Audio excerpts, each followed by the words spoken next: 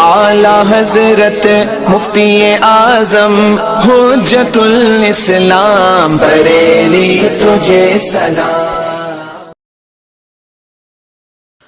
السلام علیکم ورحمۃ اللہ تعالی وبرکاتہ۔ مرکز اہل سنت جامعہ رضویہ منظر اسلام کے یوٹیوب چینل ہم سبق درس نظامی میں آپ کا خیر مقدم ہے۔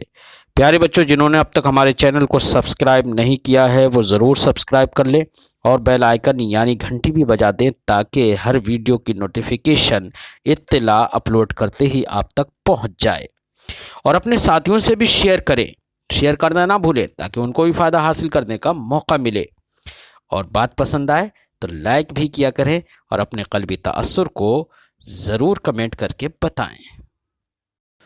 بسم اللہ الرحمن الرحیم۔ وَنَظِيرُ النَّسْخِ مَا إِذَا بَاعَ عَبْدَيْنِ بِأَلْفٍ فَمَاتَ أَحَدُهُمَا قَبْلَ التَّسْلِيمِ يَبْقَى الْعَقْدُ فِي الْبَاقِ بِحِصَّتِهِ فهذه المسألة تناسب النسخ من حيث أن العبد الذي مات قبل التسليم كان داخلا تحت البيع، لكن لما مات في يد البائع قبل التسليم انفسخ البيع فيه فصار كالنسخ، لأن النسخ تبديل بعد الثبوت فلا يفسد البيع في العبد الآخر إلى آخر العبارة۔ آج کے سبق میں صاحب توضیح نسخ کی نظیر پیش کرتے ہیں کہ نسخ کے مناسب فرعی کون سا مسئلہ ہے، تو ایک مسئلہ پیش کرتے ہیں فرعی جو نسخ سے مناسبت رکھتا ہے۔ نسخ سے مناسبت سمجھنے کے لیے یہ ذہن میں رہے کہ نسخ تبدیل بعد ثبوت ہوتا ہے۔ کیا ہوتا ہے؟ یعنی پہلے حکم ثابت ہوتا ہے اور ظاہراً وہ حقیقت میں اللہ کے علم میں تو وہ حکم ایک مؤقت ہوتا ہے، ایک وقت تک ہوتا ہے، اور جب وہ وقت آ جاتا ہے تو اس وقت آنے پر وہ حکم ختم ہو جاتا ہے، اب کیونکہ مؤقت تھا، ایک وقت کے لیے تھا۔ لیکن ہمارے نظر میں اور ہمارے ذہن میں بظاہر ہمیں یہ لگتا ہے جیسے کہ حکم بدل گیا،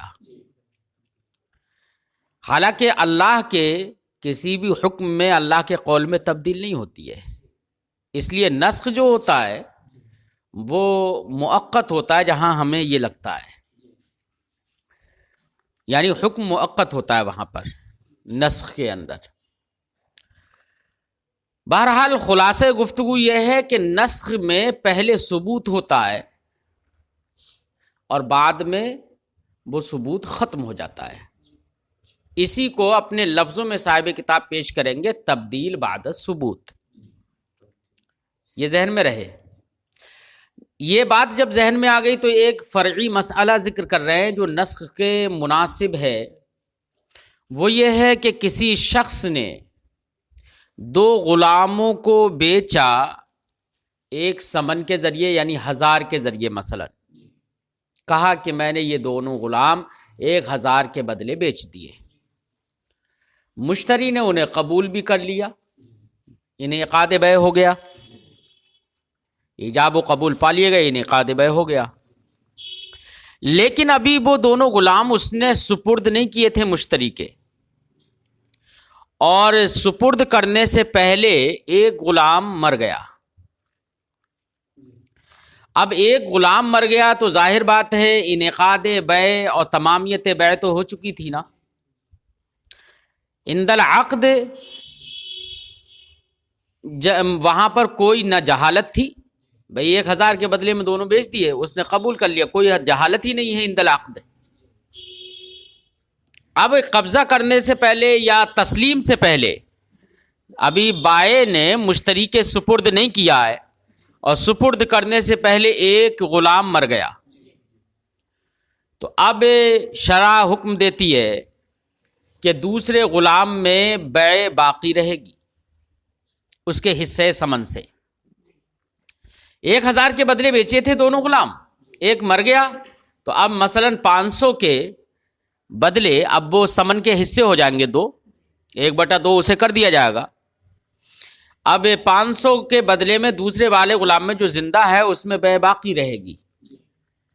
اب آپ کے ذہن میں یہ آئے گا کہ یہاں پر بھی تو بے بالحصہ ہو گئی، تو ہم کہیں گے کہ بے بالحصہ ہے ضرور، لیکن ابتداءً نہیں ہے، یہ ابتداءً بے بالحصہ نہیں ہے، بلکہ یہ بقاءً بے بالحصہ ہے۔ انعقاد وقت کے وقت، انعقاد عقد کے وقت یہاں پر حصے نہیں تھے سمن کے، لیکن جب ایک غلام مر گیا اور دونوں چونکہ غلام ہی تھے، دونوں محل بے تھے، اس لیے انعقاد عقد میں تو کوئی دقت نہیں تھی۔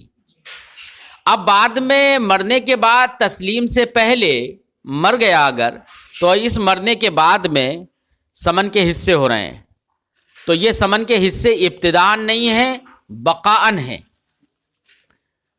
لہذا انعقاد عقد کے وقت کوئی جہالت نہیں تھی، بقائے عقد کے وقت یہ جہالت طاری ہو رہی ہے، اور جہالت طاریہ یہ بیع کو فاسد نہیں کرتی۔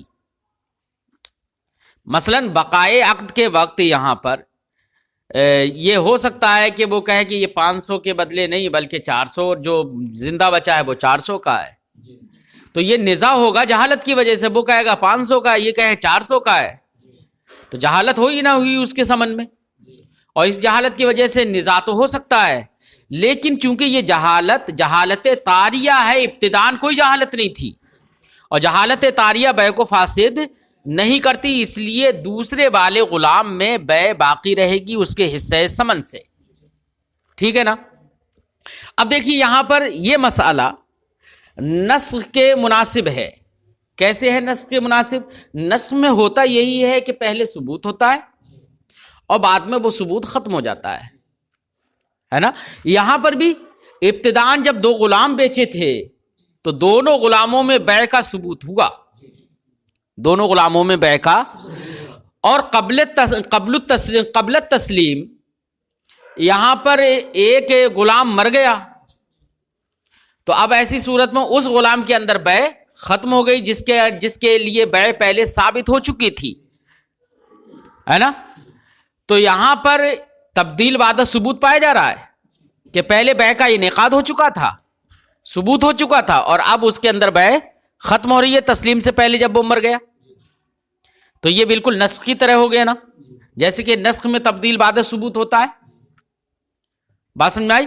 تو یہ مسئلہ مناسب ہے کہ اس کے نسخ کے، نظیر نسخ ہے۔ کیا ہے؟ نظیر نسخ۔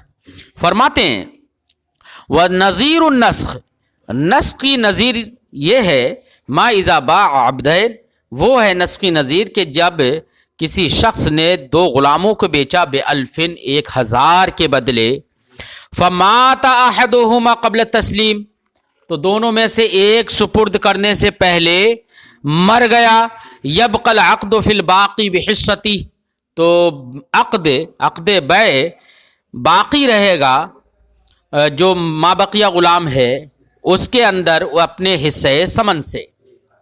فَهَذِهِ الْمَسْأَلَةُ تُنَاسِبُ النَّسْخَ مِنْ حَيْثُ أَنَّ الْعَبْدَ الَّذِي مَاتَ قَبْلَ التَّسْلِيمِ كَانَ دَاخِلًا تَحْتَ الْبَيْعِ، تو یہ مسئلہ نسخ کے مناسب ہے، نسخ سے مناسبت رکھتا ہے، اس حیثیت سے کہ وہ غلام جو کہ سپرد کرنے سے پہلے مر گیا، کانا داخلاً تحت البیع، وہ بیع کے تحت داخل تھا، وہ بیع کے تحت داخل تھا، لیکن لما مات فی ید البائع، لیکن جب بائع کے قبضے میں، بائع کے ہاتھ میں وہ مر گیا قبل تسلیم سپرد کرنے سے پہلے، انفسخ البیع فیہ، تو اس کے اندر بیع ختم ہو گئی، اس کے اندر بیع فصار کالنسخ، تو یہ حکم جو ہے انفساخ بیع بعد ثبوت، یہ حکم نسخ کی طرح ہو گیا، لأن نسخ تبدیل بعد ثبوت، کیونکہ نسخ تبدیل بعد ثبوت ہے۔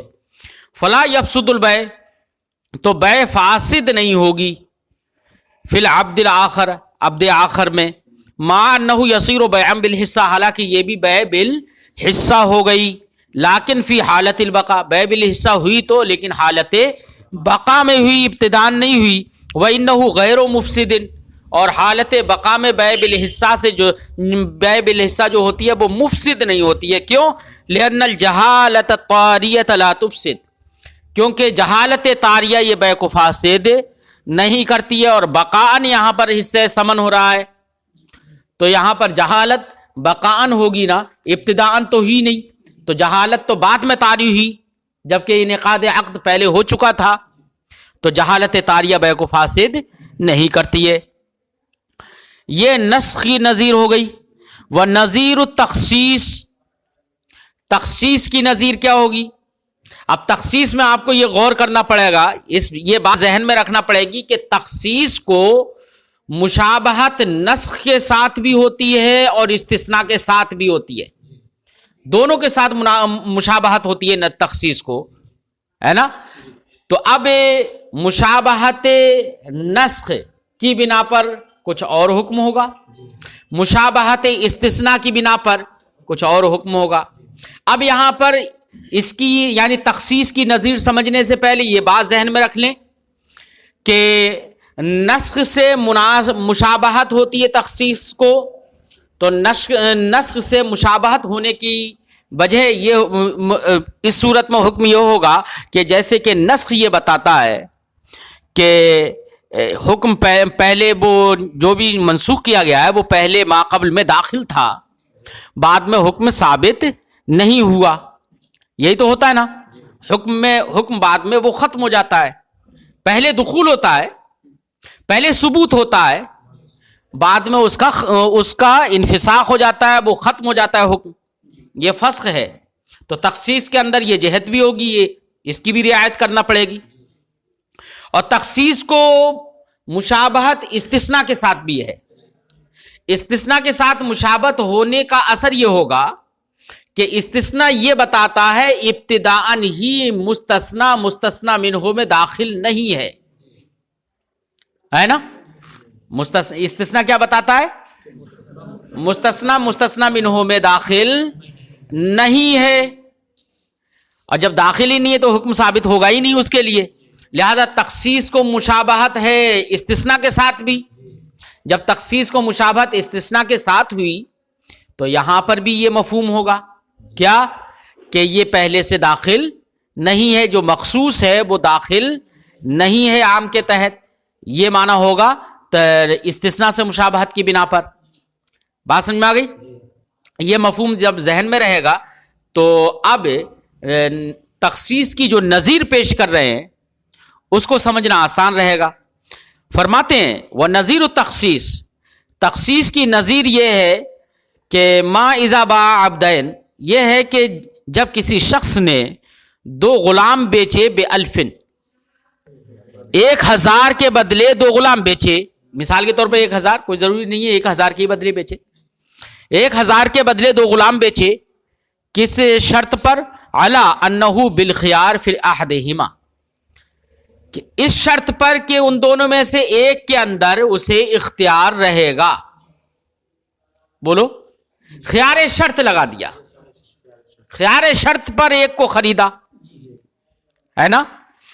تو فرماتے ہیں صح، تو یہ بیع صحیح ہو جائے گی، یہ بیع صحیح ہو جائے گی. ان علم محل الخیار و ثمنہ، اگر محل خیار متعین اور معلوم ہو اور اس کا ثمن بھی معلوم ہو.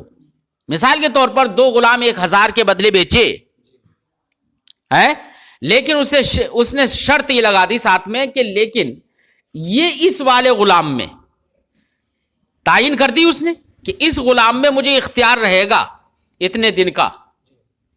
بائے نے یہ شرط لگا دی کہ اتنے دن کا مجھے اختیار رہے گا، اگر میں چاہوں گا تو اس میں بیع کو ختم کر دوں گا اور چاہوں گا تو بیع کو نافذ کر دوں گا. یہ اختیار کر دیا. تو دیکھو محل بیع جو غلام تھا، جو محل خیار ہے جو غلام، اس کو بھی متعین کر دیا اور یہ بھی بتا دیا کہ یہ غلام جس میں مجھے اختیار ہے یہ ہے 500 روپے کا، یہ ہے 400 روپے کا، اس کا ثمن بھی متعین کر دیا. تو دیکھیے محل خیار بھی معلوم ہو گیا کہ کون سے غلام میں اختیار ہے اور اس کا ثمن بھی متعین ہے. تو محل خیار اور ثمن دونوں معلوم اگر ہوں تو بیع صحیح ہو جائے گی ہے. اور اگر محل خیار بھی معلوم نہ ہو اور ثمن بھی معلوم نہ ہو تو بیع فاسد ہو جائے گی. یہ تیسری صورت یہ کہ محل خیار معلوم ہو ثمن معلوم نہ ہو تب بھی بیع فاسد ہوگی. چوتھی صورت یہ ہے کہ ثمن معلوم ہو محل خیار معلوم نہ ہو تب بھی بیع فاسد ہوگی. بات سمجھائی؟ تو مسئلے کی کل کتنی صورتیں ہو گئیں؟ 4 صورتیں ہوں گے. 4 صورتوں میں ایک صورت کے اندر بیع صحیح ہو رہی ہے. بات سمجھ میں آ گئی؟ کب؟ جبکہ محل خیار بھی معلوم ہو اور ثمن بھی معلوم ہو. اس صورت میں بیع صحیح ہو جا رہی ہے. اب یہی صورت جو ہے وہ تخصیص کی نظیر ہے. کس کی نظیر ہے؟ تخصیص کی نظیر ہے. اب تخصیص کی نظیر ہے کیسے؟ اس کو صاحب کتاب وضاحت کے ساتھ بیان کر رہے ہیں. فرماتے ہیں صحہ بیع صحیح ہو جائے گی ان علم محل الخیار، اگر محل خیار معلوم ہو اور اس کا ثمن بھی معلوم ہو. لأن المبیع بالخیار يدخل فی الایجاب، کیونکہ مبیع بالخیار جو ہوتا ہے جس کو اختیار کے ساتھ بیچا گیا ہو، جس میں خیار شرط لگا دیا گیا ہو، ایسا مبیع ایجاب میں داخل ہوتا ہے. کس میں داخل ہوتا ہے؟ ایجاب میں داخل ہوتا ہے. اب خیار اختیار تھا، اب اختیار کے وجہ سے اس میں بیع کو نافذ نہ کرے بعد میں تو حکم اس میں حکم میں ثابت نہیں ہوگا. ملک مشتری کی ثابت نہیں ہوگی اب اس میں، اور نہ ہی بائع کی ملکیت سے وہ خارج ہوگا اب، ہے نا. اس لیے فرماتے ہیں کہ مبیع بالخیار جو ہوتا ہے وہ ایجاب میں عقد وغیرہ میں داخل تو ہوتا ہے لل حکم، لیکن حکم میں داخل نہیں ہوتا ہے. اس لیے مشتری کی ملکیت اس میں ثابت نہیں ہوگی. فصار فی السبب کالنسخ، تو سبب میں، سبب کیا ہے؟ انعقاد عقد، یہی تو ہے ملک کا سبب، ہے نا. تو سبب میں نسخ کی طرح ہو گیا یہ مسئلہ. سبب میں کس کی طرح ہو گیا؟ کہ جیسے نسخ کی صورت میں منسوخ جو ہوتا ہے پہلے داخل ہوتا ہے، پہلے اس کا ثبوت ہوتا ہے. یہاں پر بھی ثبوت ہو رہا ہے کیونکہ انعقاد عقد جو ہو رہا ہے، جو ایجاب ہو رہا ہے، اس ایجاب میں یہ بھی داخل ہے.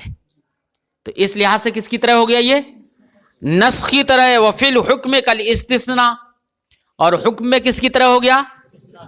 کیونکہ حکم میں داخل نہیں ہو رہا ہے، اور استثناء بھی یہی بتاتا ہے کہ مستثنی داخل نہیں ہے. تو حکم میں کس کی طرح ہو گیا؟ استثناء کی طرح ہو گیا. تو اب تخصیص اس مسئلے کو جہاں پر محل خیار ہے جو غلام، اور اس میں اختیار ہے، اس نے شرط خیار لگا دیا، اس طور سے شرط خیار کے طور پر اس نے بیع کی، تو یہ مسئلہ جبکہ محل خیار اور ثمن دونوں معلوم ہو تو یہ مسئلہ کس کی نظیر ہو گیا؟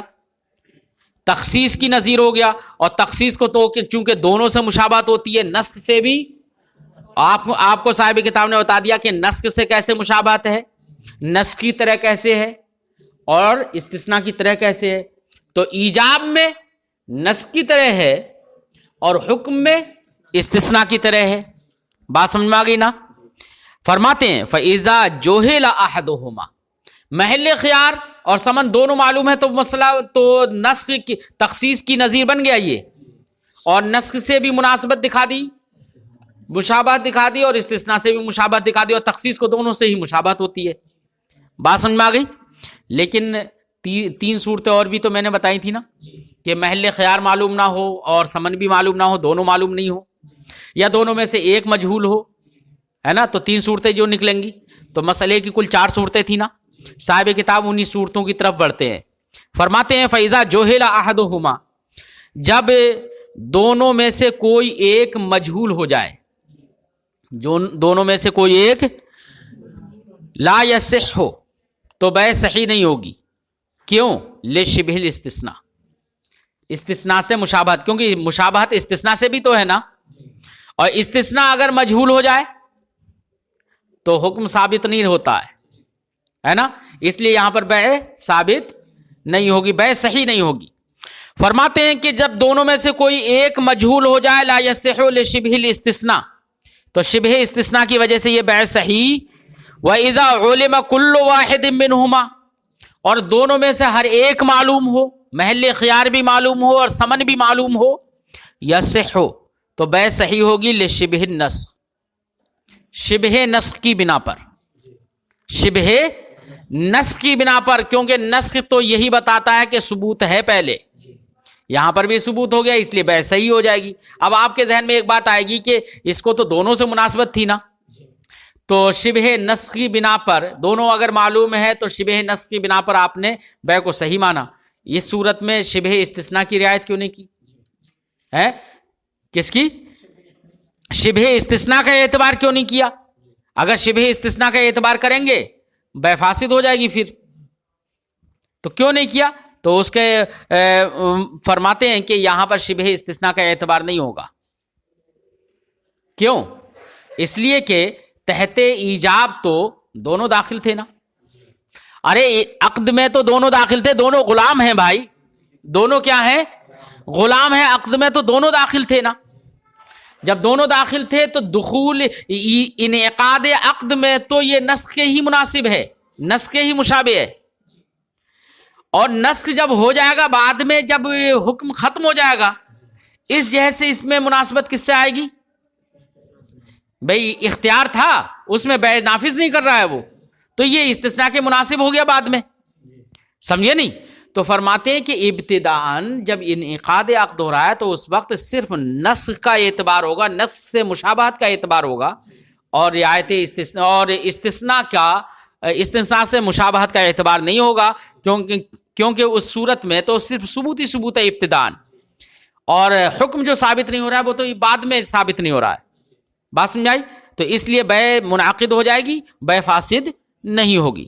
فرماتے ولم یعتبر ہا ہونا شبہ الاستثناء، یہاں پر شبہ استثناء کا اعتبار نہیں ہوگا، نہیں کیا گیا، حتی یفسد بالشرط الفاسد، کہ شرط فاسد کے ذریعے سے بیع فاسد ہو جائے۔ اچھا ایک بات بتاؤ، خیار شرط تو اس نے شروع میں ہی لگا دیا نا، لیکن خیار شرط عقل تو یہی کہتی ہے بیع فاسد ہو جائے، کیوں؟ اس لیے کہ بیع کے اندر کیا ہوتا ہے؟ ایجاب و قبول ہوتا ہے، وہ بیچتا ہے، یہ خریدتا ہے، اب اس میں خیار شرط لگا دیا تو عقل تو یہ کہتی ہے کہ بیع فاسد ہونا چاہیے، کیونکہ یہ منافی عقد ہے، یہ بیع، یہ شرط جو ہے خیار کی یہ منافی عقد ہے، لیکن خلاف عقل، خلاف قیاس خیار شرط جو ہے وہ ثابت ہے۔ نبی کریم صلی اللہ علیہ وسلم نے حدیث پاک کے اندر حکم دیا تھا ایک صحابی رسول کو جو اپنے بیع میں گھاٹا ہو جاتا تھا انہیں، ہے نا، اور اس کی وجہ سے سرکار نے فرمایا کہ تم خیار کر لیا کرو، ہے نا، اور گھر پہ اپنے مشورہ کر لیا کرو کہ یہ اتنے کی صحیح ہوگی یا نہیں ہوگی۔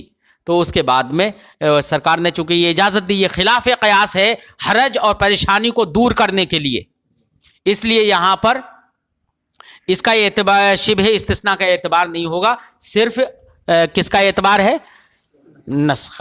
فرماتے ولم یعتبر ہونا شبہ الاستثناء، شبہ استثناء کا اعتبار یہاں پر نہیں کیا گیا، حتی یفسد بالشرط الفاسد، کے شرط فاسد سے بیع فاسد ہو جائے، بیع فاسد نہیں ہوگی، کیوں؟ اس لیے کہ یہ خلاف قیاس حدیث پاک سے اس کا ثبوت ہے، خیار شرط لگایا کی جا سکتی ہے۔ فرماتے ہیں برخلاف حر اور عبد کے، برخلاف اس کے کہ جبکہ آزاد اور غلام دونوں کو بیچا تھا تو وہاں پر بیع صحیح نہیں ہو رہی تھی، کیوں؟ اس لیے کہ حر تو محل بیع ہی نہیں تھا، اور یہاں تو دونوں غلام ہیں، بس اختیار ہے وہ خلاف قیاس اس کو ثابت کر دیا گیا ہے نا، لیکن محل بیع تو دونوں ہیں نا۔ فرماتے ہیں برخلاف حر اور عبد کے اذا بینا، جب بیان کر دیا گیا ہو حصۃ کل واحد منہما، دونوں میں سے ہر ایک کے حصے ثمن کو جب بیان کر دیا گیا ہو کہ ایک غلام اور ایک آزاد کو بیچا اور کہہ دیا کہ یہ اتنے کا ہے اور یہ اتنے کا ہے، حصے ثمن بھی بیان کر دیا گیا، لیکن بیع وہاں پر پھر بھی منعقد نہیں ہو رہی تھی، کیوں؟ اس لیے کہ ایک محل بیع ہی نہیں تھا۔ فرماتے ہیں جب اس کے ہر ایک کو، دونوں میں سے ہر ایک کے حصے کو بیان کر دیا گیا ہو تو وہاں پر بیع فاسد ہو رہی تھی، بلکہ بیع دوسرے میں فاسد ہو رہی تھی، اور اس میں تو بیع ہوئی ہی نہیں رہی تھی، آزاد کے اندر وہ تو بیع باطل ہی تھی اس کی۔ عند ابی حنیفہ رحمۃ اللہ، امام اعظم ابو حنیفہ رحمۃ اللہ تعالیٰ علیہ کے نزدیک وہاں پر جو غلام تھا اس کے اندر بھی بیع فاسد ہو رہی تھی۔ وہ بیان و مناسبتها تخصیص، اب یہ جو نظیر ہم نے پیش کی ہے نا، کہ غلام دو غلاموں کو بیچا اور ایک میں اختیار رکھا اس نے اپنے آپ کے لیے، خیار شرط رکھ دیا، تو یہ مسئلہ جو ہے، اور دونوں میں سے ہر ایک معلوم بھی ہیں، تو یہ مسئلہ تخصیص کے مناسب ہے. یہ تو کہا تھا نظیر تخصیص ہے، تو تخصیص کے ساتھ مناسبت کیسے ہے اس مسئلے کو، یہ مناسبت صاحب کتاب بیان کر رہے ہیں. شاید مناسبت تو آپ لوگوں کے سمجھ میں آ گئی ہوگی میرے بیان سے ہی. صاحب کتاب فرماتے ہیں وہ بیان و مناسبت یہاں تخصیصہ، اس مسئلے کی مناسبت تخصیص سے جو ہے اس کا بیان یہ ہے ان تخصیصہ یشابہ النسخ، کہ تخصیص نسخ کے مشابہ ہوتی ہے بے صیغتی، اپنے صیغے کی بنا پر، ہے نا، اور استثناء کے مشابہ ہوتی ہے بے حکمی، اپنے حکم میں. وہا ہونا العبد الذی فیہ الخیار، اور مسئلہ مذکورہ میں وہ غلام جس کے اندر خیار ہے، داخل فی الایجاب، وہ ایجاب میں تو داخل ہے، للحکم، حکم میں داخل نہیں ہے. علامہ عرفہ، جیسے کہ آپ نے ابھی یہ بات جان لی ہے، جیسے کہ جان لیا گیا یہ. فمن حیث انہ داخل فی الایجاب، تو اس حیثیت سے کہ وہ ایجاب میں داخل ہے، یکون ردہ بخیار شرط تبدیلا، تو خیار شرط کے ذریعے سے اس کو لوٹا لینا اور اس کو نہیں بیچنا، یہ تبدیل ہے، کیونکہ وہ پہلے تو داخل تھا نا بے میں، تو تبدیل ہے. فیکون کالنسخ، تو یہ کس کی طرح ہو گیا؟ ومن حیث انہ غیر داخل فی الحکم، اس حیثیت سے کہ وہ حکم میں داخل ہی نہیں ہے، ابھی خیار شرط ہے، اور خیار شرط منع حکم میں عامل ہوتا ہے. کس میں عامل ہوتا ہے؟ حکم کو ثابت نہیں ہونے دیتا ہے جس کے اندر اختیار ہوتا ہے. تو من حیث، اس حیثیت سے کہ انہ غیر داخل فی الحکم، کہ وہ حکم میں داخل نہیں ہے، یکون ردہ بخیار شرط، تو خیار شرط کے ذریعے سے اس کو لوٹا لینا. بیان، اس بات کا بیان کرنا ہے، انہ لم یدخل، کہ وہ داخل نہیں تھا. فیکون کالاستثناء، جب داخل ہی نہیں تھا، اور عدم دخول کون بتاتا ہے؟ استثناء، اس لیے یہ اس طرح سے یہ استثناء کی طرح ہو گیا. بات سمجھ آئی؟ لہذا مسئلہ مذکورہ کو مشابہت کس کے ساتھ ہوئی؟ نسخ کے ساتھ بھی ہوئی، اور مشابہت استثناء کے ساتھ بھی ہوئی، اور مشابہت نسخ اور استثناء دونوں کے ساتھ جس کو ہوتی ہے وہ ہوتی ہے تخصیص. تو مسئلہ مذکورہ تخصیص کی نظیر بن گیا. فرماتے ہیں وَإِذَا كَانَ لَهُ شِبْهَانِ، جب اس کے لیے دو مشابہتیں ہو گئیں، یکون کالتخصیص، تو یہ تخصیص کی نظیر ہو گیا. الذی لہ شبہ بالنسخ، جس تخصیص کو نسخ سے بھی مشابہت ہوتی ہے، وشبہ بالاستثناء، اور استثناء سے بھی مشابہت ہوتی ہے. بات سمجھ میں آئی؟ دونوں مشابہتیں ہو گئیں. فَلِرِعَایَةِ الشِّبْہَیْن قُلْنَا، تو دونوں مشابہتوں کی رعایت کرنے کی وجہ سے ہم نے کہا کیا؟